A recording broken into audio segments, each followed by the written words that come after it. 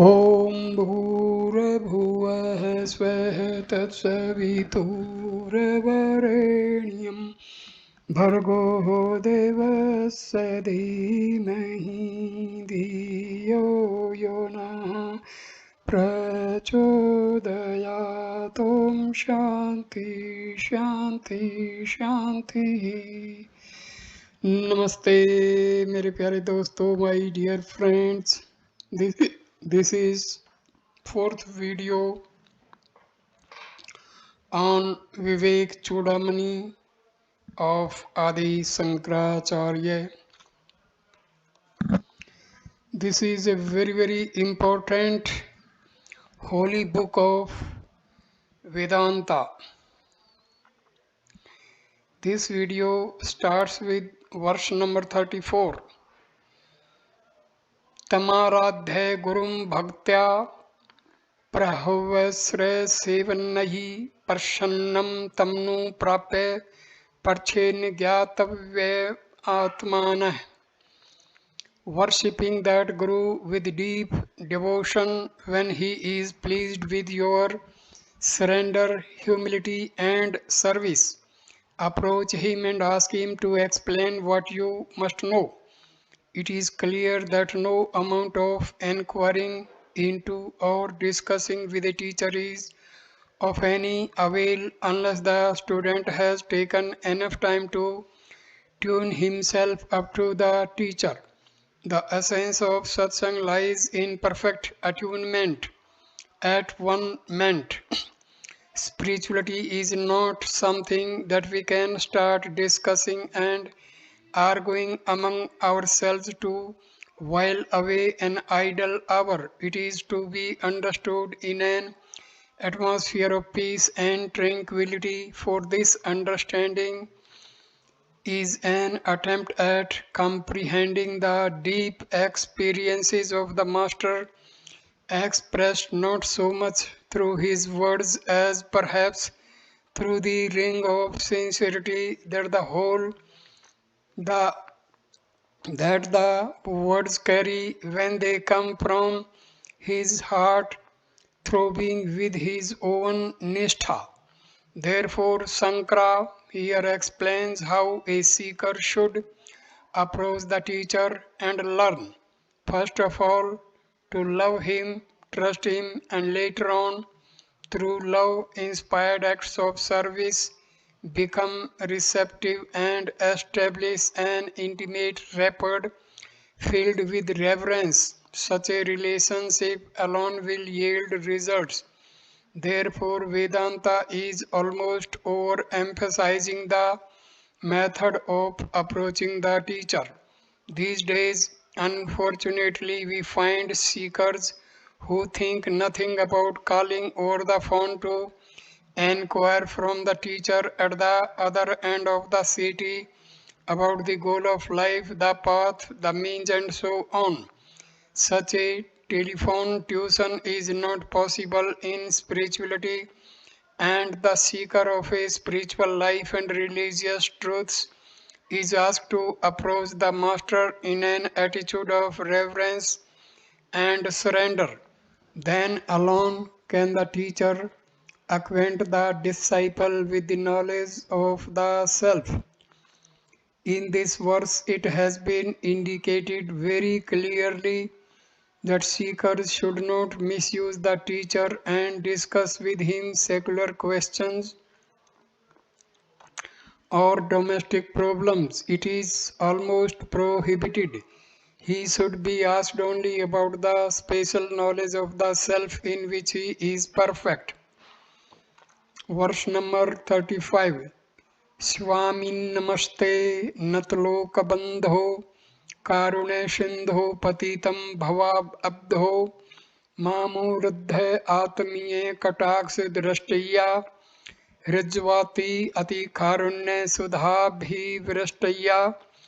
O Master, O friend of those who reverentially surrender to thee, thou ocean of mercy, I salute thee. Save me, fallen as I am, into this sea of change with a direct glance from thy eyes which rain nectarine grace supreme.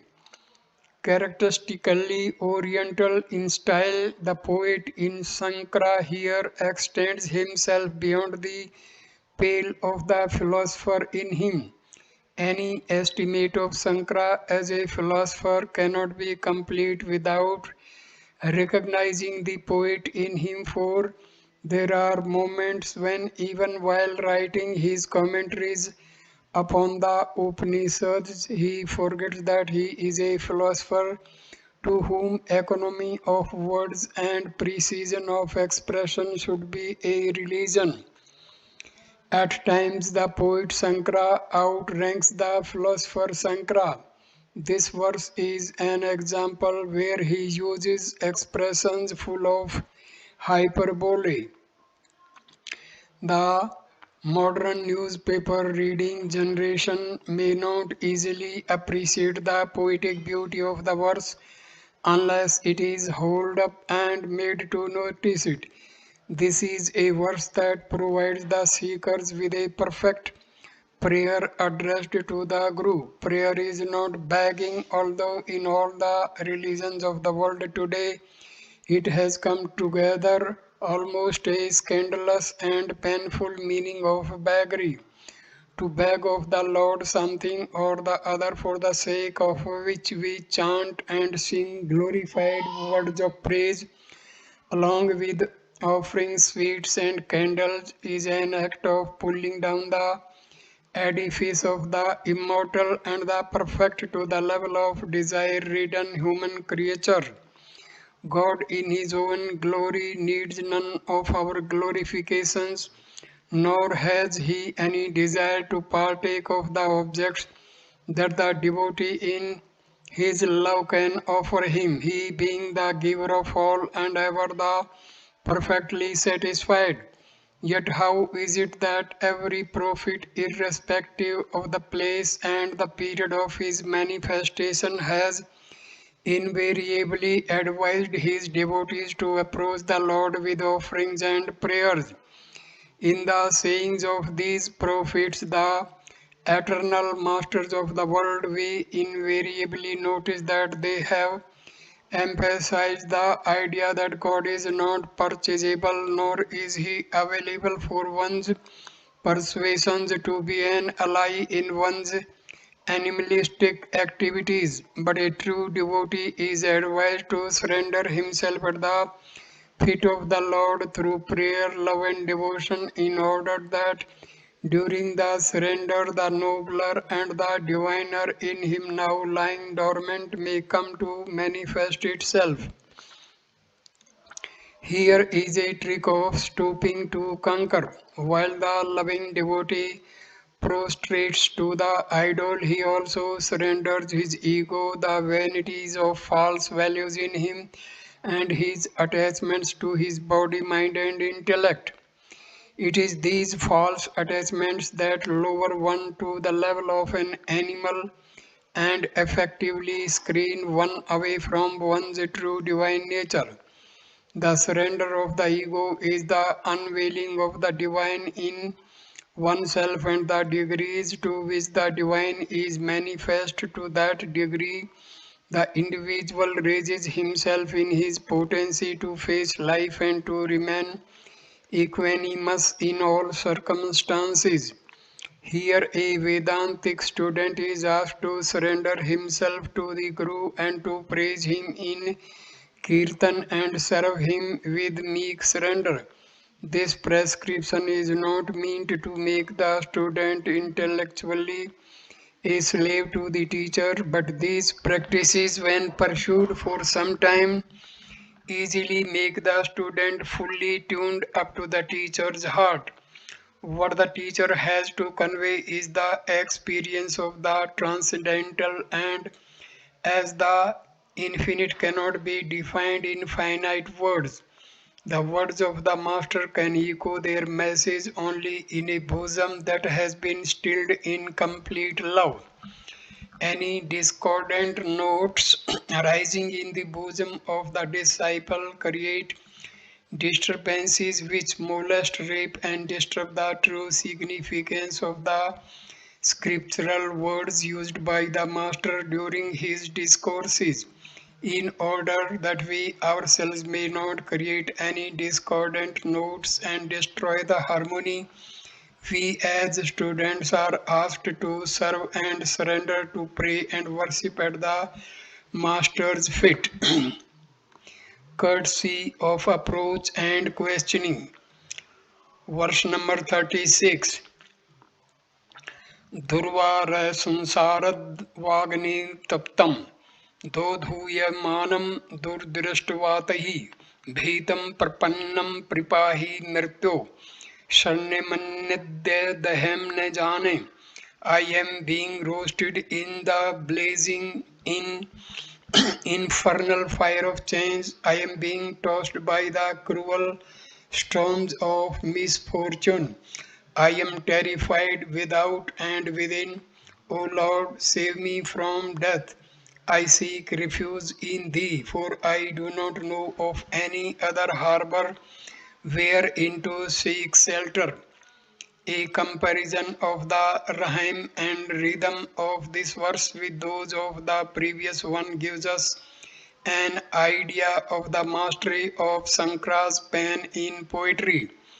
If the former is a melodious flow of peaceful tranquility, a flow that removes all the clogs of the heart and allows it to move freely into molten love and liquid surrender, this verse in its brisk trot exhibits in its very rhythm and sound an irresistible impatience and pressing urgency.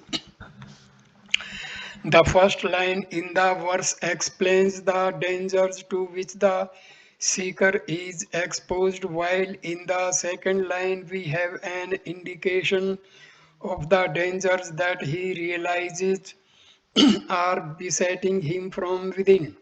In the outer world of contact with things, he is overwhelmed by sorrows of an ever-changing pattern, while in himself he recognizes an endless storm caused by his likes and dislikes, his love and hatreds, his hopes and disappointments. These two lines beautifully summarizes the experience of finitude, which is the lot of every seeker before he enters the hall of wisdom. It is only when an individual develops his sensibility subtle enough to recognize these weaknesses in life that he comes to feel such a pressing urgency for liberation. While he experiences this, he comes to demand of the Guru safety and shelter from the threatening cries of death with their poisoning evil experiences in life. We should not construe death to mean only the experience of dying, which is the lot of all beings, but it is to be understood in its broadest sense as the poison of finitude. Every moment there is death as each experience dies away, and out of its ashes springs the next circumstance to be experienced. The disciple is asking for guidance to the guidance to the realms beyond death, a state of living in which the experience of life is the continuous, homogeneous bliss absolute. This verse again is a prayer addressed to the Guru, coming from the bottom of the student's heart, thereby making his attunement with the Guru's perfect and complete. Verse number 37. Shanta Mahanto Nivsanti Santo Vasant Valoki Hitam Charnanta Tirana Swam Bhimam Bhavarnaum Janaha Nahe Tunna Anne Anyapi Taryantah. There are peaceful and magnanimous saints who live like the spring season for the good of humanity. They have crossed the dreadful ocean of finitude. Through their own efforts and with no ulterior motives, they also help others to cross it. A man of full realization instinctively becomes a lover of the whole universe. Like spring, his is a love which demands no cause to flower into a wealth of blossoms. He who has discovered that the self within himself is none other than the all pervading consciousness which is non dual is instantaneously discovers it to be in the core of all pluralistic forms around him. Living as he does in this intimate understanding of oneness, he cannot but love others as his very own self. In his case, universal love is not an art to be practiced, not a formality to be followed, nor a goal to be reached. It is his very life breath. This can be brought within the understanding of the laity through a comparison. There can be no occasion for you to feel a constant hatred for any part of your own body. Even if your hand or your leg gives you a dose of pain, your anger towards them cools down when you realize that they are but your own hand or leg.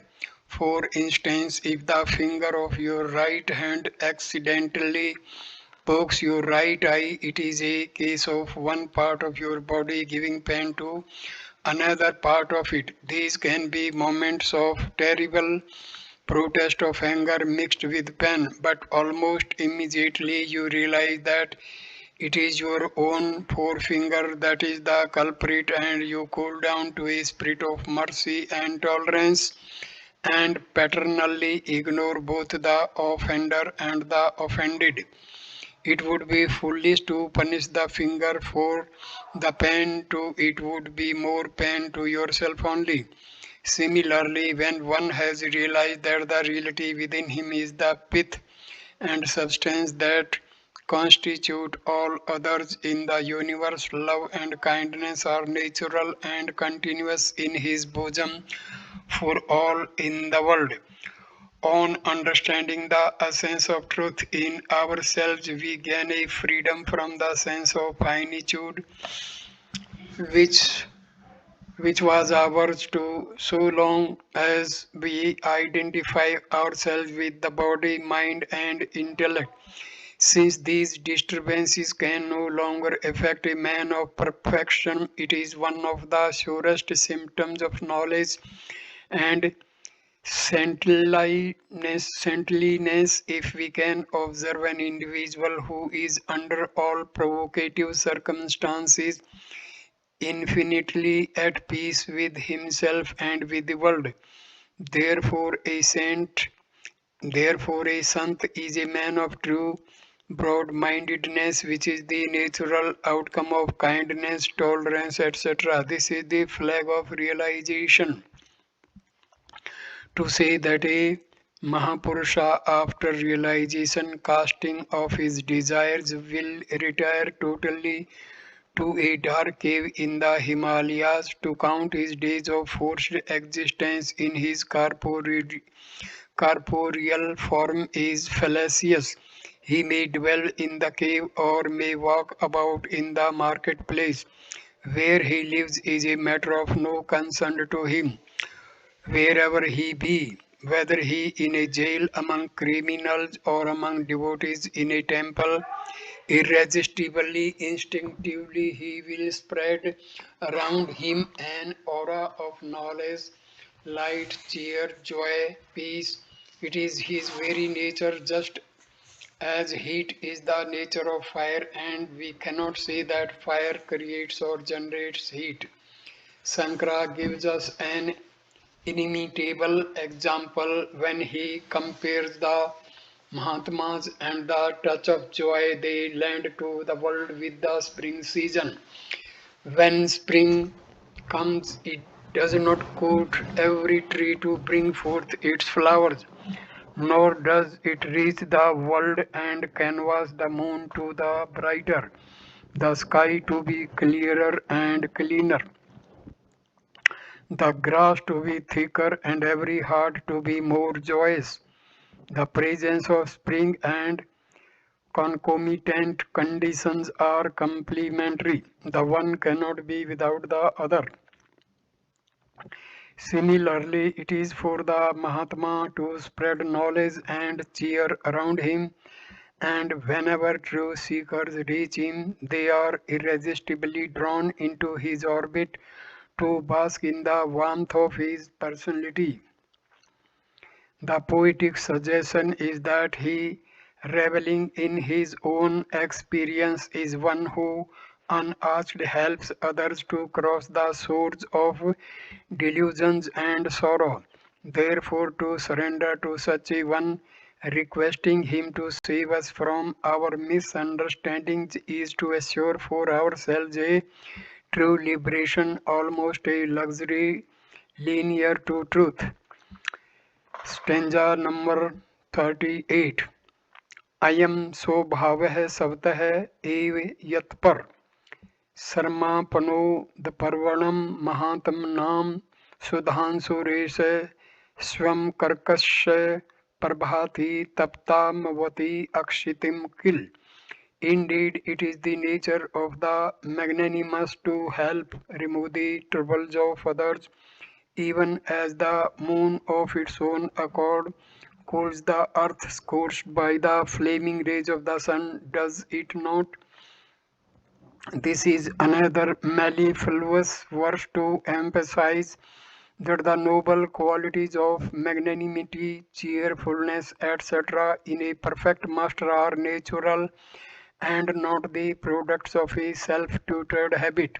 Sankara compares a seer with the moon and directs our attention to the fact that the moon alone can and with effortless ease does cool the parched earth which gets baked in the burning rays of the sun. Nothing else can cool the earth so satisfactorily as moonlight. Also, there is no chance ever of the moonlight adding a single calorie of heat to the earth. The company of the wise is the surest remedy to cool down the bosom to a state of complete peace and happiness when it is in conflagration, fed by desires and hatreds, attachments and yearnings. In verse 34, we have been told that a disciple should, having approached a true master, please him with his service, humility, and surrender.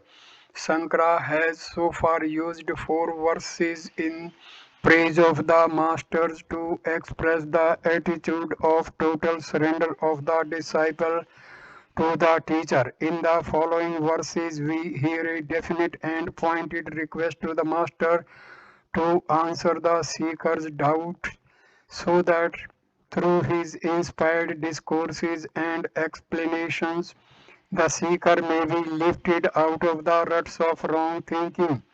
It is an elaborate metaphor so beautifully executed that its finish and grace remind us of some of the classical works in Sanskrit. Stanza number 39. Brahmanand Sanubhuti Kalitai Putah Susitariyuttaihi Yusmad Kal Sojittai Sroti Sukhvake Mrtihi Seche Santaptam Bhavtad Pada Vadhan Jwaladhirenam Prabho Dhanyaste Bhavdikshan Akshan Gatehe Patri Kirta Svikirtaha.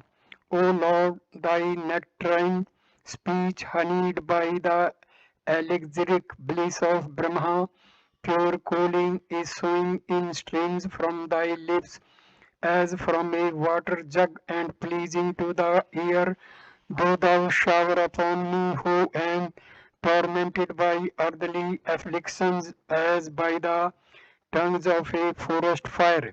Blessed are those who have received even a passing glance from thy eyes, accepting them under thy protection. Sanskrit metaphors cannot be contained in the embrace of the English vocabulary, and however much we try to translate them, they read as a confused jumble of words. In this instance, Sankara, the philosopher, has taken up his pen to write in the style of a kavya, a chiseled poem of exquisite beauty, depth, and serenity, both in diction and cadence. When we carefully open up the various metaphors and discard the literary embellishments, all it says is, have pity on me, Master, and teach me the method of transcending the world and its sorrows. Stanza number 40. Katham treyam bhavasindhumetam kava gatirme katmo salupaya janene kinchit kirpayao mam prabhu sansar dukh aksti matnashwa. How to cross this ocean of relative existence? What is to be my ultimate destination? Which of the many means should I adopt? I know nothing of these, O Lord. Save me and describe in all detail how to end the misery of this life in the finite. This is the type of question the student should ask when he approaches the master after having served him long enough and perfectly tuned up to him. These questions in themselves speak volumes of clear thinking and logical conclusions which the student has reached of his own accord. He has lived intelligently his life of varied experiences and has evaluated it correctly. He has neither despaired because of the unsurmountable difficulties experienced by him, nor is he ready to make any compromise with the truth.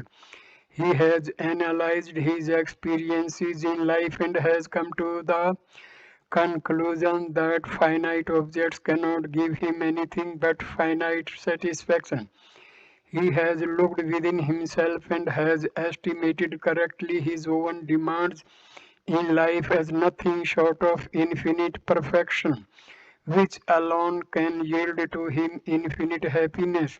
He wants to know from the Master how he can come to experience the infinite and thereby gain a complete transcendence of the finite.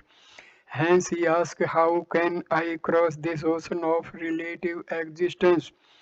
Unless one somehow or the other fulfills this self-evolution and reaches the portals of the infinite and experiences the real, one wonders as to what would be his ultimate destination.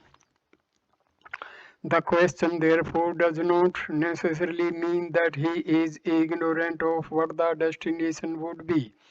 In fact, it is a dreadful premonition of the consequences of getting entangled in the finite world of desires, excitements, and endless responsibilities of satisfying each nerve tickling unless he experiences the transcendental. Though he has come to an independent conclusion about the life he is living, and though he knows the goal, yet he feels unsure as to what exactly is the method by which he can end his delusions and reach the goal. The student has already read a lot of the science of life as expounded in the literature on religion, and he finds therein different methods of self-perfection prescribed. He wants to know from the Guru what exactly should be the path for him. Through a process of trial and error, one can for oneself find the right path, but it is more convenient and indeed a sacred blessing if one can have a true teacher to show the correct path of self-development. Therefore, the student asks, which of the means I should I adopt? The expression I know nothing is not the student's dull-witted confession of ignorance, but it is an expression of modesty and devotion and reverence for the teacher. Stanza number 41. Tatha vadantam sharnagatam svam sansar dava nal pat pat aptam nirikshah karunne sadri drishtuva dada bhritim sahasa mahatma. As he speaks afflicted by and seeking protection from the conflagration of the fire of sansar, the noble teacher looks at him in all pity and kindness and spontaneously bestows upon him protection from fear. Just as the Shastra lays down a code of behavior for the student with equal emphasis, does it formulate laws for the teacher. There is a school of thinkers in Vedanta which believes that a perfect master is beyond laws, that he is a law unto himself, that not even the Vedas dare lay down codes of morality or rules of behavior for the perfect master. This does not mean that he is free from all moral obligations and ethical norms of behavior. No laws are applicable to him in the sense that because of his perfection, whatever he does will automatically become the code of perfect action. He cannot go wrong because his actions can never be low and egocentric. He has surrendered himself completely to the Supreme, and as such the only music that can emanate from his action is the music of the spirit. The very Shastras and Vedas are the codified expressions of the perfect behavior of such masters. Therefore, such critics who would object to the interpretation that the verse lays down codes for the gurus would be right. What is meant here by laws prescribed for the teachers? It is merely a restatement of what they would do under given circumstances. If they are true to their full experience of perfect tranquility, they will not run away from sincere seekers but unquestioningly oblige them with their vast experience and knowledge. To him who has approached the master with infinite fears, the master, should immediately give a message of hope, assuring him that there is nothing for him to fear, nor is there cause for despair. Later on, we shall find that when the student crystallizes his thoughts into definite questions, the master also uses less sweeping generalizations and give more and more definite and pointed answers. Stanza number 42. Vidwan se tasma उपसत्ति नियु से मुमुक्षुवे साधु यथोक्त कारिणे प्रशांत चित्ताय समानि वताय तत्वोपदेशम कृपई कुर्यात. To him who in his anxiety for liberation has sought the protection of the teacher, who abides by scriptural injunctions, who has a serene mind and who is endowed with tranquility, the master should pour out his knowledge with utmost kindness. The teacher is advised to initiate the student only after testing whether the knowledge given out will take root in his heart. This testing of the student and the qualities for a spiritual seeker are enumerated in Vedanta, not for the purpose of denying this benefit to any single individual. It is out of sheer kindness that Shruti prescribes these qualifications for Unless an individual has these mental and intellectual qualities, it will be a sheer waste of the teacher's knowledge, and its concomitant strength will be misplaced in an imperfect student, as he will make use of it for his own annihilation as well as the annihilation of the world. When an unscrupulous man comes to power in any country, we know what a menace he can be to society. If the student has a burning anxiety for liberation from his known weaknesses, if he is meek and ready to follow the prescribed path and the necessary discipline, then the teacher is asked to initiate him into the path of knowledge. These qualities are no doubt quite essential, but we must also note that they are all external attributes of daring and readiness to act. Since spiritual seeking is not the march of an army, a mere outward discipline in itself will not suffice. It requires of the student some mental and intellectual qualities, and therefore it is insisted that he must be well disciplined in his sense impulses and equally well balanced in his mental makeup. Even if a man is well restrained and his mind does not get agitated with low thoughts of sensuousness, the philosophy being so subtle, it is not possible for a layman to understand it immediately in all its deep significance. If the teacher is impatient and has not the kindness to repeat even for the 100th time, if need be, with equal love and consideration, the student will not be benefited by the teacher. So the teacher should take up the job of initiating the student with extreme kindness. He should not forget that he himself was once a seeker and has his own quota of doubts and difficulties.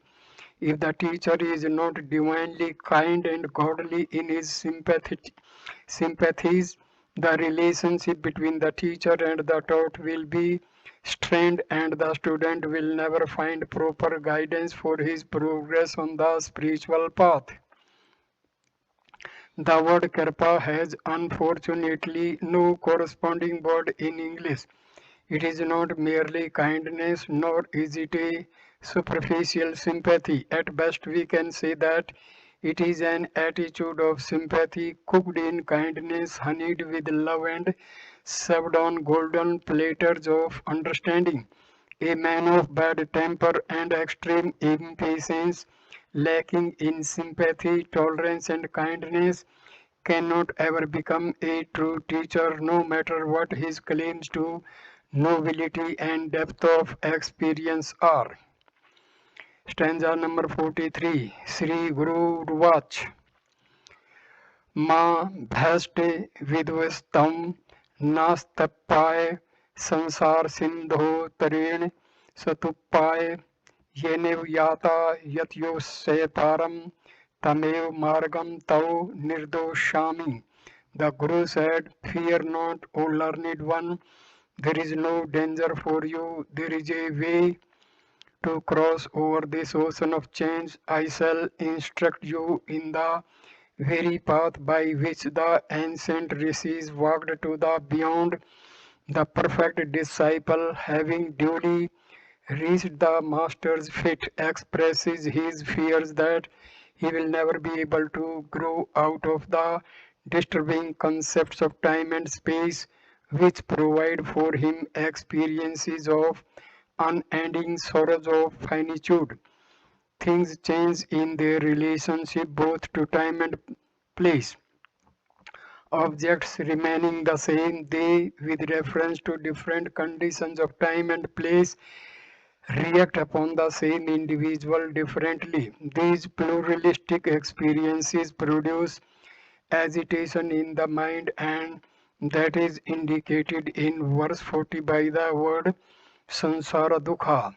When the student reached the master, he despairingly requested him, condescend to save me, O Lord, and describe in full how to put an end to the misery of this relative existence.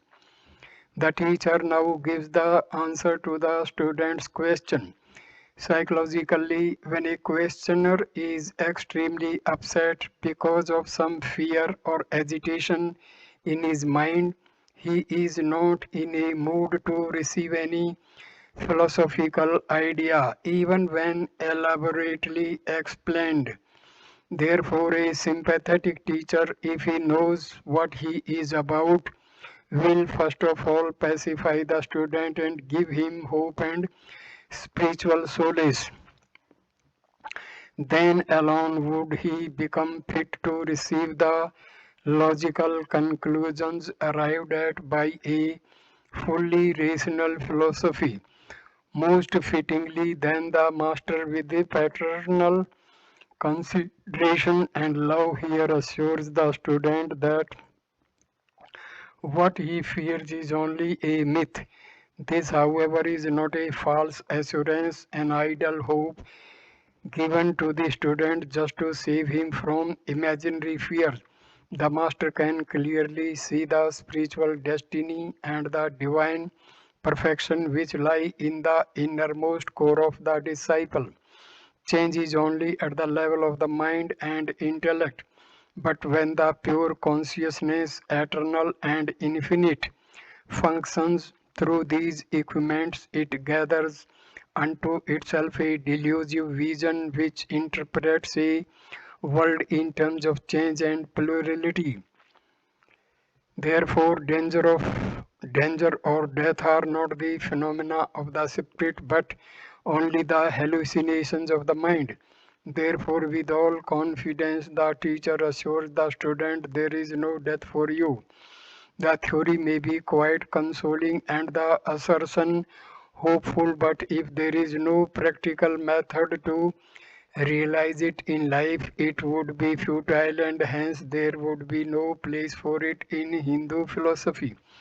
But the teacher asserts here there is a way of crossing this sorrowful ocean of sansar. Now, this is not the theory born out of the teacher's own intellect, but it is the path hallowed by the footprints of the ancient seers who had themselves crossed over from the finite to the infinite. We are assured that what is to follow now in the teacher's discourse is an exhaustive discussion upon this sacred path of self-realization, the authenticity of which has been proclaimed by an endless array of brilliant rishis of yore. Stanza number 44.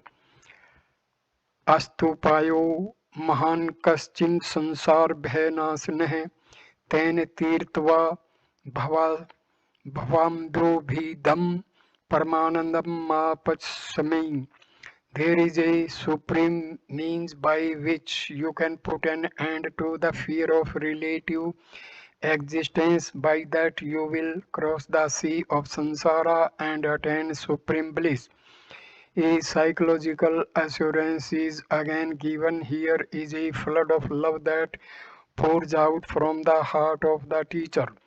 The repetition is not merely for the sake of emphasis but also to clearly reveal the infinite consideration and divine sympathy which the teacher has for the student. It is the one most important insistence of Vedanta that there is a sovereign means by which our misunderstanding and consequent false evaluation of life can be completely crushed, culminating in right understanding. This method is explained in the following verse. Verse number 45. वेदांत अर्थ विचारेण जायते ज्ञान उत्तमम तेना अत्यंत कंस संसार दुख नाशो भवत्यनम. The highest knowledge arises from the sincere contemplation upon the meaning of the Upanishad mantras. By this knowledge, immediately a total annihilation of all sorrows born of the perception of change takes place. The previous verse assures us of a sovereign means by which we could cross over the world of our finite experiences. Now we are given a definition in the form of a clear declaration of what exactly that is. Constant vichara upon the meaning of Vedantic truths leads one to true knowledge. Vichara is a term which has no corresponding word in English. Words like thinking, contemplating, reasoning, analyzing, etc. do not fully express the meaning of technique of vichara.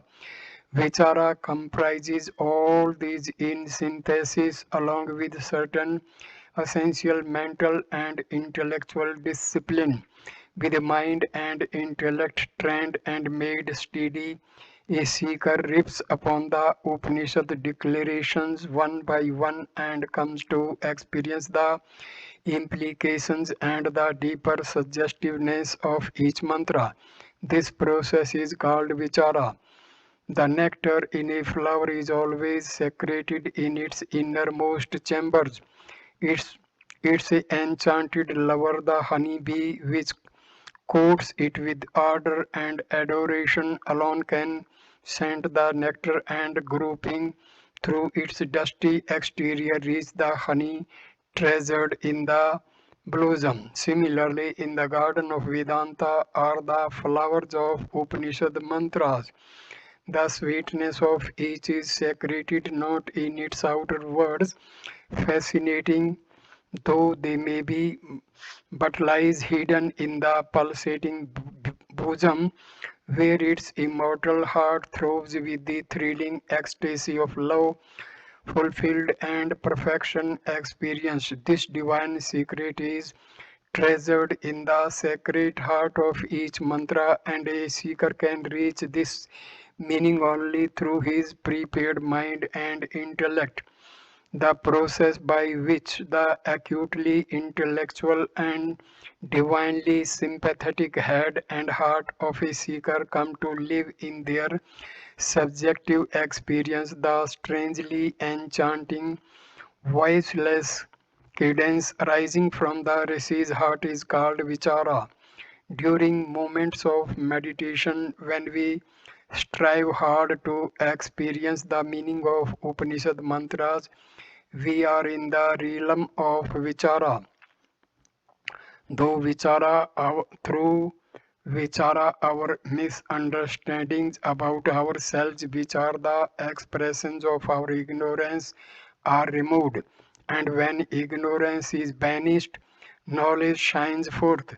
With this right knowledge, instantaneously all the delusive sorrows of sansar end. After waking up from our dream, the moment we realize our waking state identity, all the sorrows created in us due to our dream identification and the dream world, and instantaneously on the rediscovery that our spiritual nature is pure knowledge, uncontaminated by any trace of ignorance, we come to enjoy our divine heritage of perfection and bliss ever beyond even the penumbra of any misery thereafter. Stanza number 46. Shraddha Bhakti Dhyan Yog Munmuksho Mukt Hetun Vakti Sakshat Tergihi Yo Va Atasvev Tishthamushya Moksho Vidya Kalpit De Bandhat. Faith, devotion, and the practice of meditation, these are mentioned in the songs of Shruti as the chief factors that help a seeker to attain liberation. Whoever pursues these is liberated from the bondage of the body, which is a projection mysteriously accomplished by his spiritual ignorance. The technique of vichara has been exhaustively analyzed and insisted upon. The power to do vichara is the very fuel which helps the spiritual vehicle to maintain its motion. What constitutes vichara has also been explained. Here we are told of the practices we must follow strictly and sincerely so that our capacity to do vichara may be increased and the vichara itself be rendered most efficient. Shraddha and bhakti encourage and increase dhyana, one's meditative poise, and these three together constitute the entire technique of self-development as visualized by the rishis. It is interesting to note how each preceding factor strengthens and nourishes the succeeding factor. Faith increases devotion, and in a man of faith and devotion, meditation is easily accomplished. Here we must clearly understand faith in the same sense as has been described earlier. So also we must not identify bhakti with the cheap, decadent meaning which we in our ignorance have given it. It is to be rightly understood as our identification with our concept of our ideal. When thus we are truly aided by faith and devotion, we are able to meditate properly, and through meditation we come to realize our true nature. Having experienced our divine glory, we shall no more misconceive ourselves to be the limited creatures identifying with our matter vestures. False identifications are created by the ignorance of our spiritual glory.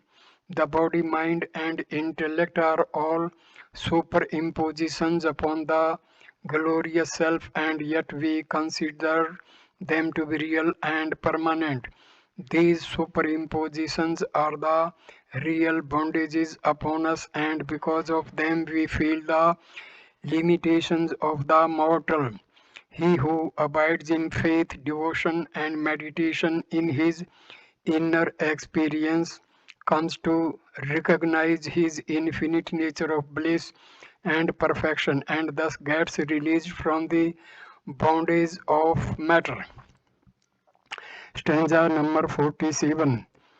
अज्ञान योग परमात्मनस्तवः हय्यानं बन्धस्ततः एवं संसरति तयो विवेकादि बोधवहि रज्ञानकारत pradhestmoolam. It is indeed through contact with ignorance that you who are the Supreme Self experience yourself to be under the bondage of the no self, not self. From this misunderstanding alone proceed the worlds of births and deaths. All the effects of ignorance, root and branch, are burnt down by the blaze of knowledge which arises from discrimination between these two, the self and the not self.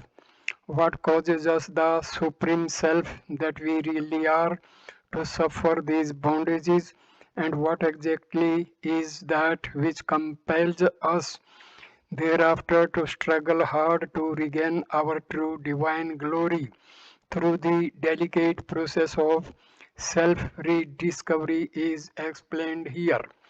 Just as a ghost vision is possible on a wayside post when there is ignorance of the post, so too it is the ignorance of the self in us that gives birth to the thought flow called the mind. The mind projects the sense organs at the level of the body, and beyond them it gives us the apparent perception of the five great elements, Panch Mahabhuta, and the world of sense objects.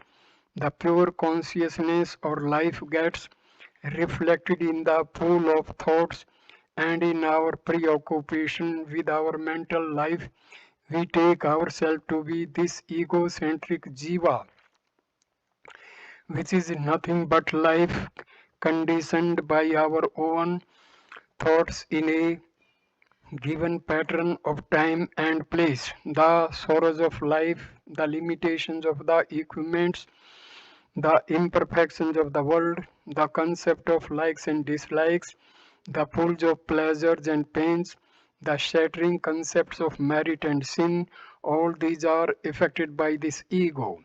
The ego ends upon its own funeral pyre, lit by itself, which blazes into a conflagration of knowledge, the fire arising from a constant discrimination between the real and the unreal, between the self and the not self, between the spirit and matter, is fanned into a blazing brilliance through steady vichara, in which all the effects of ignorance, along with the very root of their cause, spiritual ignorance, are burnt down. When ego ends, we realize our real nature to be intrinsic, intrinsically divine, eternally free, and absolute bliss. This is immortality. Where there is light, darkness cannot be. Where knowledge has come to rule, ignorance must quit. Where the cause has been eliminated, the effect cannot remain.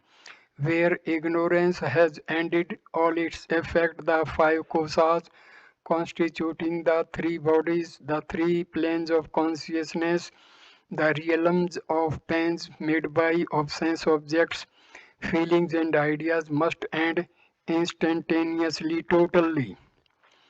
Stanza number 48. Questions of the disciple. Sisya Uvac. Kripaya Sriyutam Swami Prasannoyam Kriyate Maya Yadutrammehem Srutva Kirtarthaya Shameh Bhavan Mukhat. The Shishya said, kindly listen, O Master, to the questions that I now raise. Hearing their answers from your lips, I shall feel entirely satisfied.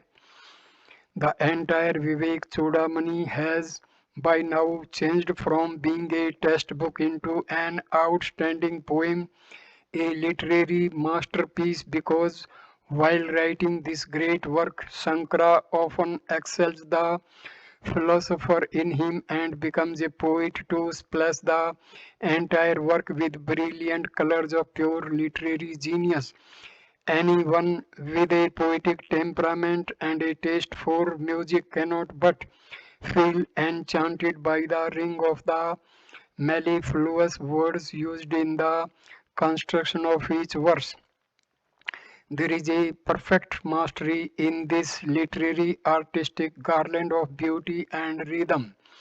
In his Bhashya, Sankara was too preoccupied with his philosophical theory depicting his vision of oneness, but when he took up leisurely his experienced pen to produce this work, indeed a crushed jewel both in style and substance, Sankara the poet blended with Sankara the philosopher.